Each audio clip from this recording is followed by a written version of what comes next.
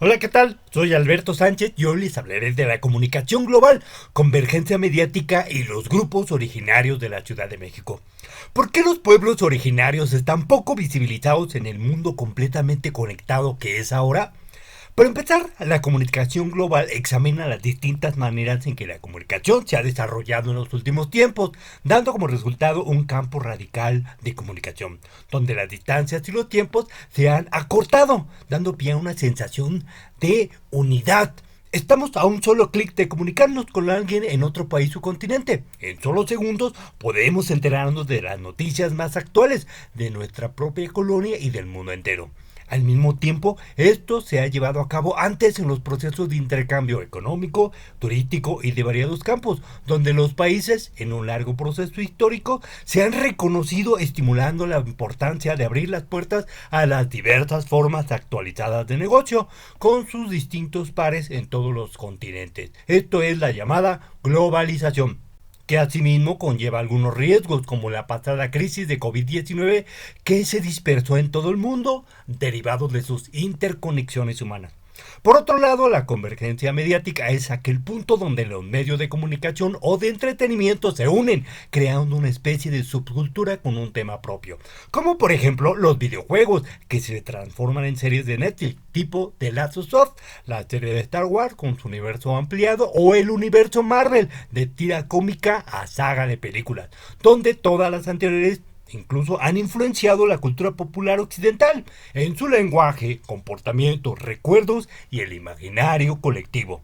También donde las culturas forman un nuevo conglomerado, siendo sus integrantes participantes activos, como los creadores de nuevos videos, los autores de finales alternos de películas, creadores de apps y una larga lista en estos terrenos digitales. ¿Por qué entonces los grupos originarios no aparecen en medio de tanta diversidad? ¿Por qué si se anuncia tanta inclusión, los grupos originarios de la CDMX no están incluidos? Según la teoría del framing, el encuadre, los medios convencionales buscan destacar solo una realidad, la occidental, donde predomina la estadounidense, desde la forma de comportarse, vestirse, reírse, maneras de pasar el tiempo y hasta el color de piel son las que deben de fomentarse y estimularse. Dentro de esta realidad, mucho de nuestra forma de ser latinoamericana queda fuera. Es ahí donde los grupos ajenos a esta forma de ser, actuar y pensar están obviamente excluidos. En esta cuestión, el idioma que predomina es el inglés, primero como unidad para después propiciar la intromisión interna dentro de nuestro campo de pensamiento. La globalización ha afectado nuestra conciencia social y cultural, donde igual que en los países con poco contexto, creamos una serie de símbolos que no son parte de nuestra cultura. Un ejemplo claro son las nuevas costumbres que se empiezan a adoptar en nuestra realidad mexicana y que han provocado una alineación cultural incómoda. Celebrar Halloween en vez de Día de Muertos, colocar un pin y cajas de regalos en vez del clásico nacimiento con sus consabidos villancicos son ejemplos de lo dicho. Por tanto, relegar las culturas regionales es una consecuencia de la negación cultural propia y la imposición externa. Todo esto mediante la influencia blanda pero constante de los medios de comunicación.